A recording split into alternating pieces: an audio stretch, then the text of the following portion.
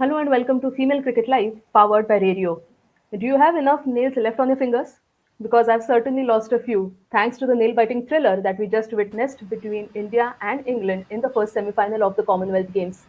So, batting first, India posted a competitive score of 164 for 5 in 20 overs, thanks to Smriti Mandhana, who top scored with 61, and Jemima Rodrigues, who chipped in with an unbeaten 44. On the other hand, for England, it was Freya Kemp who was the most successful bowler as she picked up 2 for 22 in her 3 overs. In reply, England almost chased down the target as they scored 160 for 6 in 20 overs thanks to captain Nat Siver, who led the run chase from the front with 41 runs. On the other hand, for India, it was Sneh Rana who was the most successful bowler as she picked up 2 for 28 in her 4 overs. Now, with this win, India have advanced to the finals and will play the gold medal match of the Commonwealth Games tomorrow. But before that, we have the second semi final that is going to be played between Australia and New Zealand tonight. The match will be played at Edgbaston in Birmingham and it will start at 10:30 p.m. Indian Standard Time. So all the fans can catch the live action of the Australia-New Zealand game on Sony Live app and Sony Sports Network. Now, to preview the second semi-final between Australia and New Zealand, I have with me Dinesha Devnarayan, Dr. Anand Rampersad, Ricky Sims, and Neha Shetty.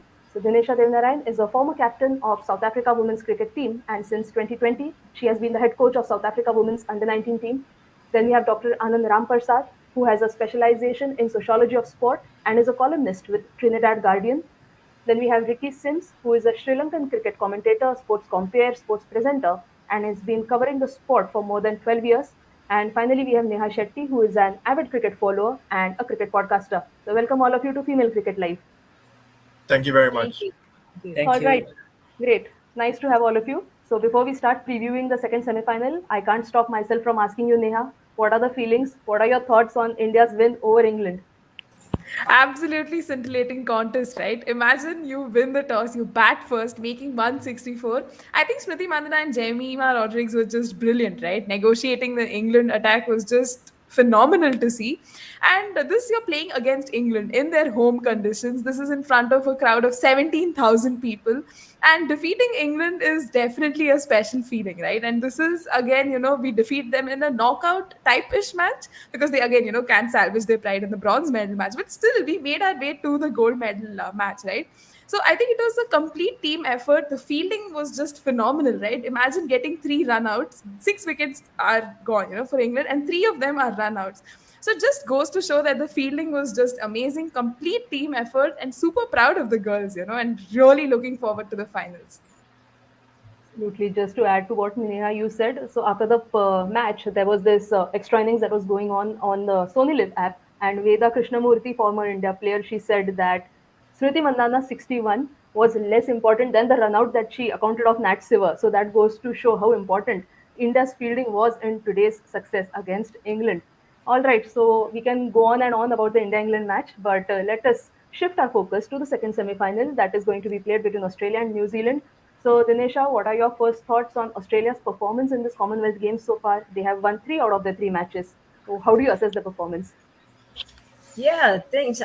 Yeah, I mean, look, they're pretty dominant, and I think it's sort of expected from Australia with the way that they've been playing. Um, but look, there were some shaky starts, to be honest. They did lose wickets in the power play, but I think Australia bats so deep and long in their batting lineup. They have that ability to play that sort of aggressive brand up front.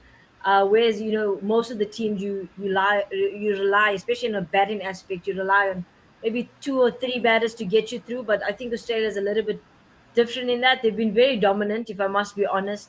But yeah, look, although they've been pretty convincing with their wins, I would have liked Australia to be one of those teams that's close in edge to that 180 mark. But look, it's probably easy for me to speak about it here, but I think they played the conditions really well from a batting unit. Because there were some slow starts, but when they kicked on, they ended up with really good, attractive strike rates. But yeah, look, I don't think I don't think they're unbeatable. I do think that they can be beaten.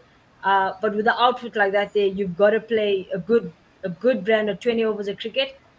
You've got to be minimized on the runs. And for me, one of the aspects that any team that faces against Australia, um, they've got to get their fielding on point. And I think that's where, if I look at the three games that Australia played in the round robins before leading up to the semi final, the opposition was really poor in the field, and I do believe, like, if we get a little bit better on the field in front, I do believe that Australia can be put under a lot of pressure. Absolutely, absolutely. Thanks for analyzing Australia's performance, Dinesha, in this Commonwealth Games so far. So, moving on to you, Dr. Anand. On the other hand, we have New Zealand, who have won two out of their three matches in the league stage of the Commonwealth Games. So, how do you assess New Zealand's performance so far? Well, I think that New Zealand have the two games that New Zealand won, they were expected to win against Sri Lanka. And South Africa was competitive, but I think that they would have had going into that game confident enough to beat South Africa. When they came up against England, they faltered and they faltered badly. And I think with New Zealand, they are top heavy in terms of their batting, in that the first three carries the weight of their batting. And if, as England did, they were able to dismiss them within 4 overs, and the rest of the batting wasn't able to carry them forward. So I think the challenge that New Zealand has going into this game is that if they bat first, or even if they're chasing, they would expect the top three to score the bulk of the runs, which will then set the platform for those coming after.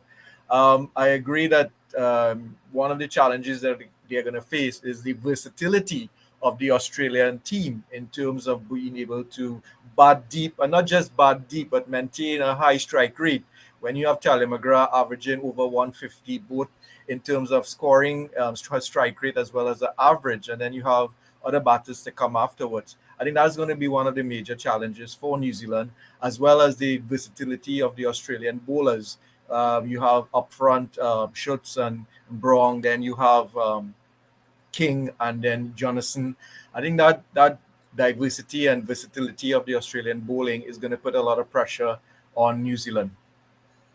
Certainly, I think as Dr. Anand has rightly pointed out that New Zealand is top heavy. The top three, in the likes of Sophie Devine, Susie Bates, and Amelia Kerr, have been scoring bulk of the runs for them, not only in this tournament but also in the past. So, Ricky, my question to you is: what do you think could be Australia's bowling approach against the top three of New Zealand?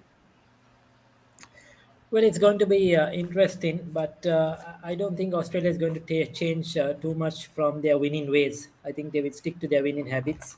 They will stick to their fast bowlers who have done reasonably well. They have been successful. They have been economical, picking up early wickets. And I think they will not change those strategies, whether you're batting first or batting second, bowling first or bowling second. I think they will stick to those strategies and try to pick up early wickets, like Anand mentioned. I think the top New Zealand top order is the key. The top three or four are their key. We saw that in the last game against England.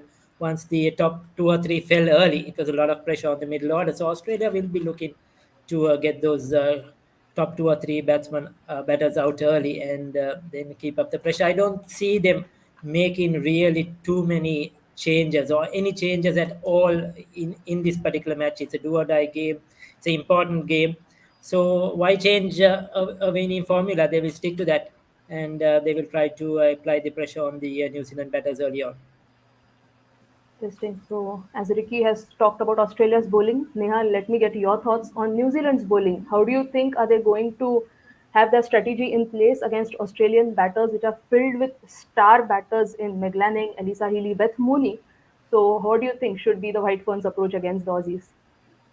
Right. I mean, it goes without saying, right? Australia does have a star-studded batting lineup, and the depth in the batting is really what sets them apart from the other teams.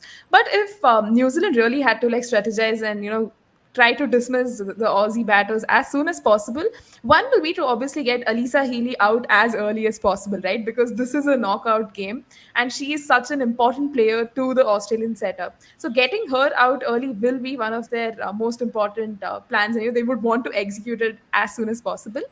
And one more strategy they can use is probably bowl as many dots as possible to Beth Mooney, right? Because she tends to take time to settle in, and there has been criticism around her strike rate too. So probably try to bowl as many dots as possible to her, and try to get her wicket also as soon as possible, and put pressure on Meg Lanning as soon as she comes in, because we know she's had a quiet tournament so far. Although she's led the team admirably well, but she's not been in her batting best form, right? So that is one thing they can do. And another thing is, we know Talia Megra. Now, she has been in a purple patch of sorts, scoring those runs, getting those wickets. Getting her out will also be very important because, she's literally making Elise Perry's return back to the team very difficult, right, with her performances. And, she's just been phenomenal.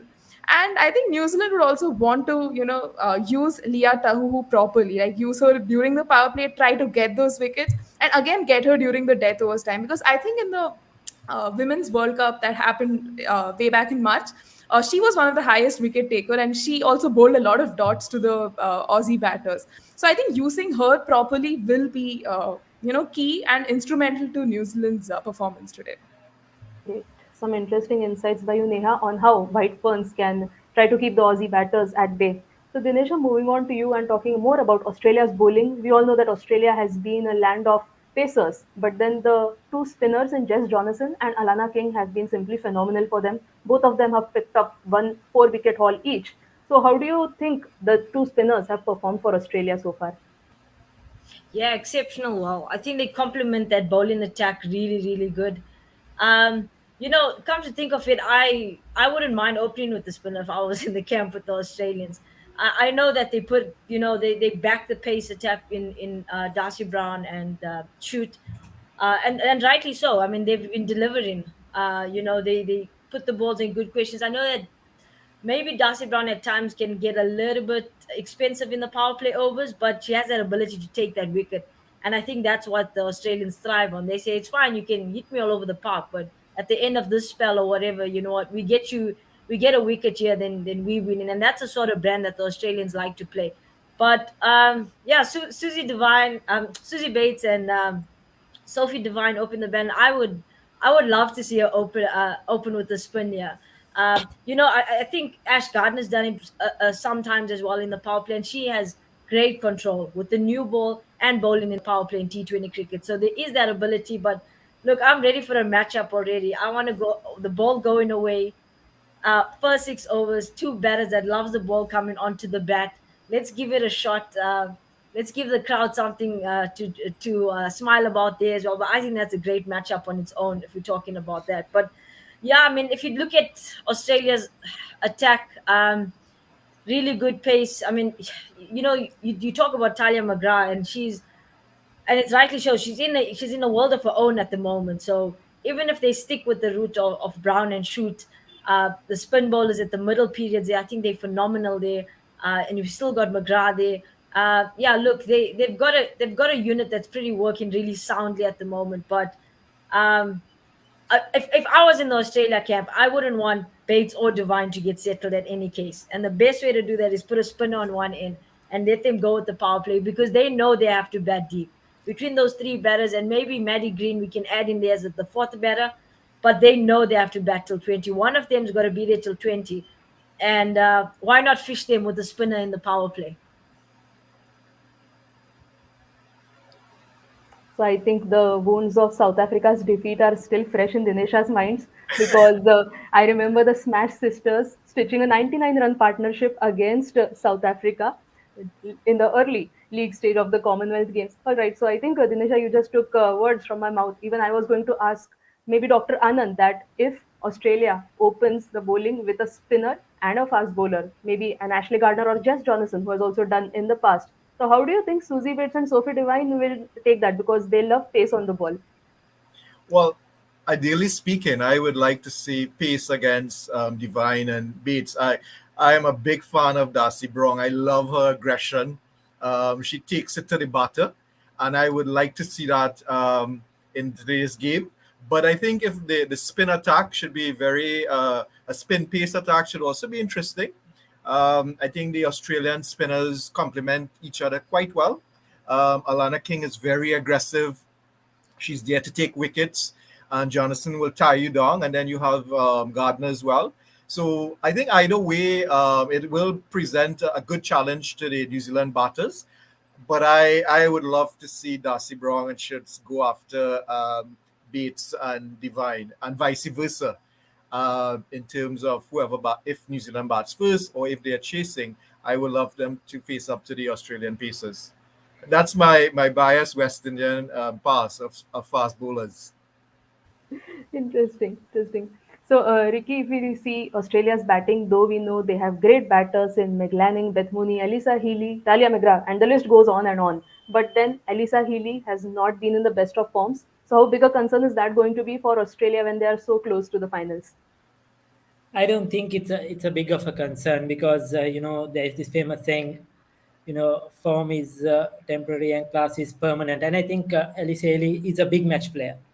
You have seen that in the past that she comes good in big games, and a player of that quality doesn't fail for long. So these are crucial two games coming up for them today and the next one. And definitely she's going to come good in both games, if not at least one. She showed some form in the last game, getting 21 not out, 23 not out, I think, against Barbados. She failed in the first two games, failed cheaply, but I think she's going to come good sooner than later. It's hard to keep a quality player of that stature, quite for long. So I think it won't be too much of a concern. If they were in a losing streak, then or if they at least lost one game, then they would have had any worries. But at the moment, I don't think so, because the others have just covered up for her quite easily. So there is not much of a concern. I'm sure. I think she's going to come good in today's game. I have that feeling, and she's going to be a, a big match player in this game. Also, just adding to what we earlier spoke about, the spin of Australia, I think Australia would have watched the Sri Lanka New Zealand game closely. Sri Lanka opened with the spinners, but the New Zealand batters did very well in the power play. They got off to an excellent start, but then in the middle overs, the Sri Lankan spinners, once the field was spread, they controlled the New Zealand batters. They lost 5 wickets for 80 on, and then after that, again, New Zealand came back towards the latter stages. So Australia would have taken that into consideration quite a lot as well in their game plan, because Sri Lanka had 2 to 3 good spinners to be on the positive side. They had two to three good spinners, which did well against the New Zealand top order. So I'm sure Australia would be looking at that angle as well coming into this game. Absolutely, absolutely. Some good points by you, Ricky, about the Sri Lanka New Zealand game and how Australia can also try to employ spinners against New Zealand. Let us see what they do in the match in the second semi-final that is just minutes away. So, Neha, what do you think could be the key matchups from the Australia New Zealand perspective? Right. So these are quality teams, right? And matchups are what makes the game very exciting. So I think my first matchup would be Leah Tahu and Alisa Healy, because Leah Tahu got the better of Alisa Healy in that ODI game that happened during the World Cup. So that was an interesting one to see. And Meg Lanning versus Haley Jensen is another one I'm watching out for, because again Haley Jensen got the better of Meg Lanning during that ODI World Cup. And even Amelia Kerr, right? She was phenomenal versus Beth Mooney, and they've squared off against each other even in the BBL. So this is another matchup I always, look out for. And yeah, even Darcy Brown versus Amelia Kerr. I think these are going to be some fantastic matchups. Interesting. Let us see if these matchups tend to provide some exciting contest in the game ahead. Right. So, Dr. Anand, if we see New Zealand's three matches that they have played in the league, they have batted first. They have not yet chased in the league matches. So, do you think that will put additional pressure on them if Australia wins the toss and they bat first and set a target in front of the White Ferns?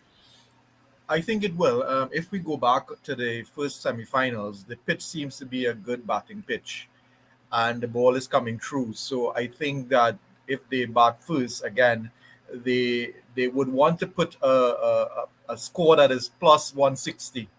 So I thought the game this morning it should have been closer to 180. The pitch is more along that line, and I think given the fact that the batting falls heavily on the top three, New Zealand will want to get a score over 160, closer to 175, 180, to give their bowlers some confidence, especially knowing the quality of the Australian batters. And if Australia bats first, I think they also be looking at closer to 180 to apply further pressure on the New Zealand batters. Interesting. So toss will definitely play an important role given the fact that White Ferns have not chased in this competition so far. All right. So before we start taking questions from our fans, if we can have some quick predictions from all of you. Ricky, if we can start with you, you can predict the team you think is going to win, the top batter and the top bowler for today's match. Well, My predictions, of course, I feel that Australia may come on top because they are the team with the confidence. And that last game New Zealand had versus England was a confidence dent for them. So I think Australia should come out on top on this game. But one thing is for sure: the last time Australia lost a T20 was against New Zealand. In fact, in 2021, that was last year, and in 20 in New Zealand and in Australia, though Australia went on to win one series and one series was drawn because one game was washed off. New Zealand are the last team to beat Australia in T20 internationals. So they will carry that confidence into this game and know that they can beat a strong Australian lineup. Uh, my favorite to win, of course, this game, my odds are on Australia. Well, matchups, like I mentioned, I feel Healy is going to, or the players to watch Healy is going to come good. And I think she will do some damage in this game. But also, Helen Jensen, I like the way she has been operating in this series. She's picked up wickets in the series, got early wickets. She has been very economical as well, and she's been good with the ball. So she's going to be play a key role in the power play overs for New Zealand. So those are two players I would love to see, or I'm watching out for in this game. Great. Thanks, Ricky, for your predictions. Dinesha, if we can have some predictions from you. Yeah, I think I'm gonna have to go with Australia on this year, and it's only because of the brand they've been playing for a while now. Um, but yeah, I think Australia will sort of see off the White Ferns. And then I think it'll be a good final. You know, we want India and Australia how we started this tournament. We wanna get a final like that again. But I think in terms of playing, yeah, look, there's some big names in this contest, but there's just something crazy about Lisa Healy in playoffs. You know, I think in the last World Cup too, the 50 over World Cup, she didn't do too well, and then what an outstanding knock! No one expected her to do that. Oh well, maybe the Oz camp did, and maybe that's why they keep backing her, and I would rightly so as a coach. So I'm gonna say most runs will go to Healy today, and maybe not in terms of wickets, but an impact bowler. I'm gonna go for Kerr. I think she's gonna do really well against the Australians. Absolutely. And as Dinesha pointed out about Elisa Healy, I remember she scored a couple of centuries in the semi-final and final to become the leading run scorer of the tournament. Right. So, Dr. Anand, can we have your predictions? They say cricket is a game of glorious uncertainty. However, based on the current tournament, I would pull out Australia to win the game today. In terms of matchups, I am looking forward to seeing Darcy Brown against the New Zealand openers, as well as Talia McGrath against all the New Zealand bowlers. Those are going to be my key matchups for today. Great. Great. Thank you, Dr. Anand. Finally, Neha, let us have your predictions. Right, so it's not different from any of the other panelists because Australia, they just come in the competition bearing the tags of favorites, right? They've had such a phenomenal campaign. They've already won against India, Pakistan, Barbados. They've just dominated, right? And they will look to continue this golden run. But New Zealand, on the other hand, did suffer that heavy loss against England, as we did see, and that might have, dented their morale a bit. So for this match, I personally feel that Australia does have the edge because they are Australia, and they will be. I think they will be on the winning side today. And with respect to who's going to be scoring the most runs, I think Talia McGrath, if she gets to bat early, if she comes in at 3, I think she is going to be one of those key players to watch out for. And wickets wise, I think Amelia Kerr, because she's always had a good run versus Australia. And I think today, will not be any different. So I'd be looking at her. Great. Thank you everyone for your predictions. Now we can start taking some questions from our fans. Okay, Trippy Singh is asking you, Dinesha. You again was spot on with your prediction last time of Shabnim Ismail, a wicket first ball, calling one today again. Dinesha. No, I'm not calling a wicket first ball. No, I think it's a must-win game. Yeah, oh, it was that day too as well. But against England and then the Sri Lanka, I think Shipman bowled really well. I think when that happened, I had goosebumps because I actually believe now I do have powers. But today, No, we're not calling a first ball. I would love to see a first ball boundary. That will be good. It will set the tone of the match. But yeah, I'm not calling it this time. No. All right. Thank you. Thank you for answering this one. All right. Can we take up the second question? Okay. Linda James is asking Dr. Anand, would you like to see Leah Tahuhu being promoted up the order at say 3 or 4 if they lose Sophie Devine or Susie Bates? She is a senior pro and should play most number of balls. Got the game as well. Dr. Anand, what are your thoughts on this? It's an interesting suggestion, but I think it will depend heavily on what her role will be. Is it to continue try to get as much runs in the power play, or is it to um, occupy the crease, pick up the singles, the twos, and support the other batter? So I think it depends on the role that we'll be asking to play, whether it's going to be continue to be a pinch hitter or someone who's going to be batting along. And the other question is whether or not she will be able to do that, be able to stay in the wicket and bat as long as possible if she's not going to be playing a role of a pinch hitter. So that is going to be the challenge is what role is she's going to be playing in the overall team plan and whether she can execute that in the moment. Great. Thank you. Thank you for answering this, Dr. Anand. Ricky, we would like to have your perspective on this. Do you see Leah Tahuhu coming up the order at number 3 or 4? Well, I don't. Uh, I don't think so. Looking at the New Zealand lineup, because they will also need somebody to do that finishing role and get some runs down the order. She did that very effectively against Sri Lanka when they were 80 odd for 5 wickets, and then they went on to get 147. She scored a 22 of 8 deliveries, and that made a huge difference because if Sri Lanka had something like 130, psychologically the game would have been much different for them as a team, chasing 130 then chasing 147. So I think they will use her as the finisher, and hope that the top order gets runs so that they will not need her at all.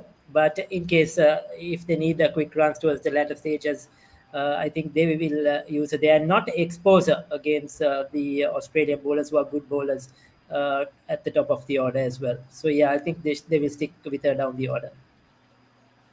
Right. Great. Thank you. Thank you, Ricky, for your insights on this. All right. Can we take the next question? Okay. Mohammed Maz is asking you, Dinesha, Australia has problem of plenty, but they have found the rhythm so far.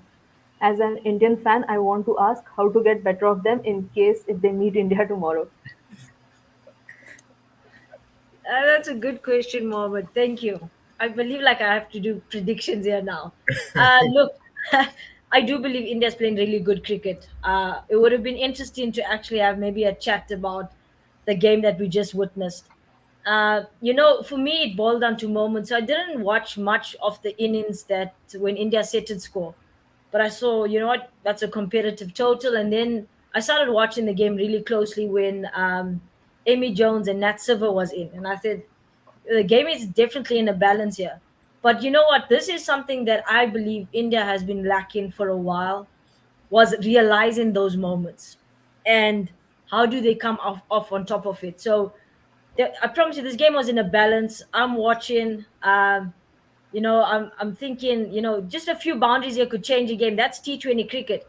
And in the past before, and I know that India have made it to a couple of final stages in big tournaments, but they just never found it to make it till the end. And today something just clicked. And what was really special for me was, I think the use of spin. I think the skipper core was brilliant with the use of spin. The way she handled the bowlers in the middle towards the end there. And then there was that one over from Shafali that went for runs, and then that swung back into the England camp. But let me just speak about this moment of Deepti Sharma's fourth and final over. What an incredible over! I keep talking about intelligent bowling on this platform, and each ball, that individual, I've watched her play cricket for a long time. I think I may have played against her as well, but what I've seen from her today, I think that was really exceptional. The way she controlled the pace, she knew if they wanted to go leg side, she went a little bit wider, but the way she controlled the pace, I think that's what brought the game back for India. So I'm just saying, if we go up against, or if India goes up against Australia tomorrow, we need that type of thinking, whether it be from a batting front or a bowling front. But we need to go with that mindset. How do we quieten them, or how do we restrict them from the areas that they want to score? Let's take them to areas that they don't want to score, and they might get a few boundaries, but we'll limit a lot more runs than giving them something that they want. Great. Wonderful insights by you, Dinesha. And I hope you talk to Harmanpreet and the other girls before the final match tomorrow. Great. All right. We can have the next question. Okay, it's from James Taylor. Ricky, good to see you today. Fancy white ferns upsetting Aussies?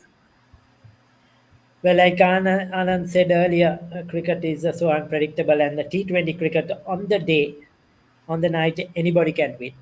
It's a matter of like what Dinesha said, just a few boundaries here and there, one high scoring over, and the game could swing either way. So yes, the White Ferns certainly have a chance of upsetting the Aussies. As I mentioned earlier, they are the team that has last beaten Australia in T20 cricket. They did it twice in 2020 and 2021. No other team has done that in the last couple of years. So they will fancy their chances and exceptional performance like they did in the first game. If one of those two batters come good, and a special innings or a special few overs with the ball by one of their seamers or spinners can certainly do the trick. You never know, but Australia will go in as uh, favorites, but then New Zealand must take some what do you call it, courage from what we saw earlier today in the evening. England would have gone in as favourites, but India came out strongly, and they played a brilliant cricket to win that game. So New Zealand would have been watching that game, and they will have the feeling, yes, we can beat Australia as well. But Australia will go in as favourites, but you never know. James will. I feel James is a New Zealand or a White Ferns supporter. So you never know. Keep your hopes alive. Be positive, and hope that New Zealand can come through. Great. Thanks, Ricky, for your answer. Right. Can we have the next question? Okay, Linda James has a question for you, Dr. Anand and Ricky. What is going wrong with Elisa Healy? If you could point at something from the outside. Maybe we can start with you, Dr. Anand, first. Um, I wouldn't read too much into it. I mean, every player sometimes just have a bad run, and her best innings could be the next innings, as Ricky mentioned earlier on. And Alicia Healy is a big player, player for big occasions, and as we have seen in the past World Cups. So I'm not too worried about Healy. And in fact, what it shows the strength of this Australian team is that Healy has not been up there as one of the top performers, and they are doing well. So imagine if Healy does perform, it just adds further pressure on their opponent. So I think her best innings could be the next innings, which could be later on tonight against New Zealand. Right. All right. Ricky, what are your thoughts on this? Yeah, I share the same sentiments. In the first game against India, she got out to a good bowl, a good delivery. So those things can happen in cricket. I didn't really watch the Pakistan game closely, so I could see her dismissal. But I think she's got some form back with that 20 odd not out against Barbados. I'm sure she will come good. It's just probably just a change of environment. It's the Commonwealth Games. It's not just another bilateral series or something like that. Maybe it's the occasion, it's the atmosphere. So many things are happening around you. Maybe it's the attention or the mindset. But I'm sure she'll come in focused for these important games. And like we all mentioned earlier, a good player, you can't keep a good player out for long. So she will come good, I feel. So, Neha, do you agree with Ricky and Dr. Anand that Elisa Healy is going to come out good today? Absolutely. I completely believe in the fact that she is a clutch player, and in most of your knockout matches and the important games, she always comes out, scoring those big runs, really making it difficult for the opposition to make a comeback. So I believe, yeah, it's just a matter of time before she, gets back to form and just demolishes the bowling attack in front of her. Absolutely. Great. Thank you all for your insights on Elisa Healy. Okay, can we have the next question? Okay, Noor Tal is asking us, with artificial pitch out of equation and grassy usual patch back, we saw Renuka and Meghna didn't get much movement from the pitch. Your thoughts on this, Dinesha? Yeah, yeah, you could say there was a difference. I think the lateral C movement wasn't as much as we were on the hybrid pitches. Um, but it was a good deck to bet on, although I thought spin was very effective still. I just think when we're coming back to pitches like this here, presentation of the seam is really important. You want to get the ball a bit fuller, try and let them go over the top, go a little bit attacking um, in the power play, or even in that first 2 overs, get your slip in there. But I think the presentation of the seam, presenting the ball front, getting it on a fuller length will be really key, really important. Um, I don't think there was much of a difference. I think maybe it was just one of an off day for Renuka because she bowled really exceptionally throughout the whole tournament, actually. And I thought that maybe what England did was chose to attack her so that they felt like they wanted to take the trump card out. So I don't think she bowled too badly in terms of, or she didn't get enough movement. I just think England had a better plan against her. They wanted to take her out the attack, and they did, but they were backed up beautifully by the other bowlers. But what I did see, I think, on the specific wicket today is that there's not turn for the spinners. Well, not as much turn, but I think the slowness in pace and when we get that flight and a little bit of bounce, I think that's going to come into play today. I think that's going to be a real whoever's playing against spin. I actually want to see how we approach the spinners today. Great. Thank you for your answer, Dinesha. Okay, can we have the next question? Okay, Harsh is asking us Australia is in a different league altogether, but Dinesha, as a coach, do you feel any gaps in them as a unit that they should be looking to address ahead of semis and medal matches? Yeah, look, Australia is in the brand of cricket that they're playing at the moment over the last 2 years, even 12 months. It makes us seem so to the world. It makes us seem like there's no gaps in that unit. You know, if one doesn't perform, the other one puts their hand up. If the bowling maybe just goes for a little bit runs, the batting department bats better, or vice versa.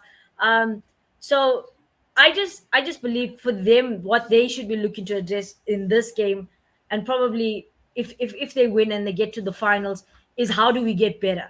So you don't I spoke of that 180, 190 total. I do believe Australia can get there. We didn't get to the lower order yet in T20 cricket with that batting lineup. I do believe that they can push more. But I think we've got to look at that top four. Somewhere in that top four, we losing too many wickets, or we're losing wickets, so we're not being able to that initial phase of taking those dots or taking those ones. I don't think that Australia is maximizing the power play as much as they would like to, given their batting lineup. So that's maybe something that they can look to do better. um, yeah, and look, as a bowling unit, I think they just got to see how can we be better as a bowling unit. Are we giving away too many ones in the middle period, or we giving away too many twos, or is there a bad ball? Maybe we can stop that. But I think those are the thoughts that they will have at the back of their mind. But knowing Australia and the way that they've been playing, I think they got a pretty much set game plan about how they want to approach the semi-final and hopefully the final. Is that they'll go pretty much the same brand of cricket that they want to do, but they have to be in that mindset that it's not the ultimate. There has to be that 1% we can get better in.